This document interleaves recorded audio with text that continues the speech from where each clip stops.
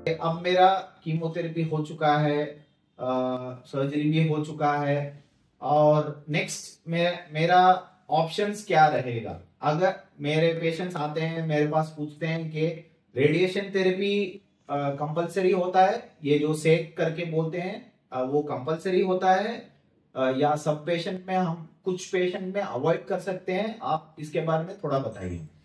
तो शेक भी एक बहुत इंपॉर्टेंट हिस्सा है ट्रीटमेंट का, पर सब में नहीं लगता है। अगर अर्ली ब्रेस्ट कैंसर होता है तो शेक को हम अवॉइड कर सकते हैं। जब भी कोई पेशेंट हमारे पास आता है तो उनको ऐसा नहीं लगना चाहिए कि वो एक ही डॉक्टर के पास आए हैं। हम डोज लेने जा रहे हैं तो डोज के डॉक्टर के पास गए हैं, या सर्जरी करवाने गए हैं तो सर्जरी के डॉक्टर के पास गए हैं।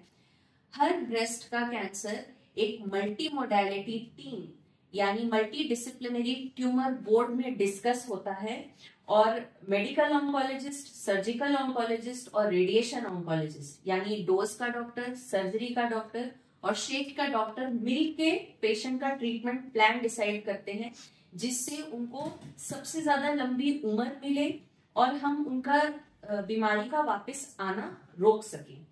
तो शेक जो है बहुत इंपॉर्टेंट पार्ट है, और अर्ली ब्रेस्ट कैंसर में नहीं लगता है।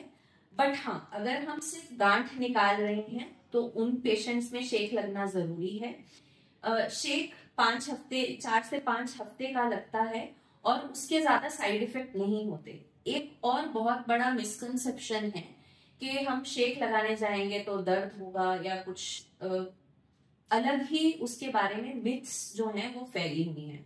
तो मैं बताना चाहूंगी अपने व्यूअर्स को कि रेडिएशन ऑन्कोलॉजी यानी शेक जैसे हम मशीन में लेट के स्कैन कराते हैं उसी के समान होता है। उस रेडिएशन मशीन में हमें लेटना होता है 1 या 2 मिनट, और हमें कुछ नहीं पता चलता है। वो शेक जाके सीधा बीमारी पे काम करता है और उसका ज्यादा साइड इफेक्ट भी नहीं रहता। उसका मेन साइड इफेक्ट रहता है वो वाला जो चमड़ा है वो काला पड़ सकता है, बट वो बिल्कुल ठीक और नॉर्मल पहले जैसा हो जाता है।